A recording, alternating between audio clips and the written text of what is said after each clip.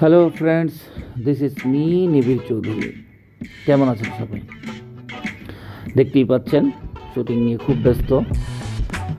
আমরা আসলে এখন আছি বর্তমানে গাজীপুর কালীগঞ্জে একটি শুটিং স্পটে। লোকেশনটা অনেক সুন্দর। আমরা আসতে অনেক কষ্ট করি। আসলে কষ্টের ফল যে মিষ্টি হয় সেটা আসলে এখানে না আসলে বুঝতে পারতাম না। এখানে প্রত্যেকটা মানুষই হেল্পফুল, আমাদেরকে যথেষ্ট হেল্প করেছে। আমরা আজকে যে কাজটা নিয়ে কথা বলবো সেটা হচ্ছে এক হাতে তালি বাজে না। হ্যাঁ, আসলেই এক হাতে তালি কখনোই বাজে না।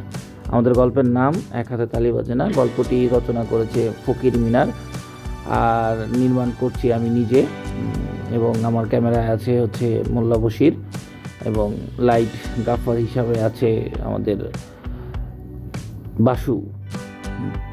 তো আমাদের গল্পটার মধ্যে হচ্ছে যে যেমন রোমান্টিক, তেমন কমেডি, তেমন সাসপেন্স, সব মিলিয়ে হচ্ছে যে এই গল্পটা এক হাতে তালি বাজে না।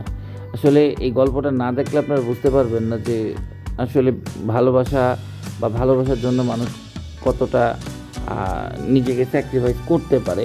ভালোবাসার মানুষের জন্য আসলে মানুষ নিজেদেরকে ছাড় দেয়, এটা আমরা গল্পের মধ্যে তুলে ধরেছি।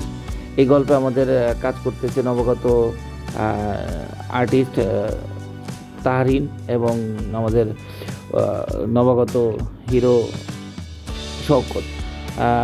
শোভন যথেষ্ট ভালো অভিনয় করছে এবং তাহরিন দুজনই। আশা করি শওকত যদি ভবিষ্যতে এইভাবে কাজ করতে থাকে তাহলে একসময় ভালো একটা অবস্থায় আসতে পারবে। তো আমাদের গল্প নিয়ে আমাদের অনেক কাজ, অনেক কিছু। তো এই ব্যস্ততার মাঝেও আমরা কিছুটা সময় ব্যয় করে একটু আনন্দ, বিনোদন, এন্টারটেন রাখি। এই কারণেই যে দেখা যাচ্ছে যে কাজ করতে করতে অনেক সময় বোর হয়ে যাওয়া লাগে। তো এই বোরটা যেন আমাদের না হওয়া লাগে, তাই মাঝে মধ্যে আমরা বিহাইন্ড দ্য সিন নিয়ে থাকি আপনাদেরকে দেখানোর জন্য। আমরা যে কষ্ট করি বা আমাদের যে পিছনে যে কষ্টগুলো হয়, এই কষ্টগুলো আসলে আপনারা বিহাইন্ড দ্য সিনগুলো না দেখলে অনেক সময় বুঝতে পারবেন না যে আমাদের বেসিক্যালি কষ্টগুলো কী হয়। আর আমরা যখন এই এক হাতে তালি বাজেন এই নাটকটা যখন আমরা নির্মাণ করি, তখন প্রচণ্ড পরিমাণ রোদ এবং হচ্ছে যে কি বলবো যে এইখানে এত পরিমাণ যে গরম, এটা আসলে আমরা হচ্ছে যে নিতে পারি নাই। তারপরে হচ্ছে যে গ্রামের মধ্যে বুঝতেই পারেন কিছুক্ষণ পর পর কারেন্ট চলে যায়, একটা বিশাল ঝামেলা। তারপরেও যে সবাই মিলে যে আমাদেরকে হেল্প করছে, সাপোর্ট করছে, এটা আমাদের জন্য অনেক বড় একটা প্রাপ্তি। তো আমি আশা করি এখানে আবার যাব শুটিং করতে। আপনাদের সাথে আমরা আবার দেখা করব এই শুটিং নিয়ে। গাজীপুরবাসী, কালীগঞ্জবাসীর কাছে আমার এই চাওয়া পাওয়া যে আপনারা আমাদেরকে যতটুকু করেছেন, যারা যায় তাদেরকেও আপনারা এইটুকুই করবেন।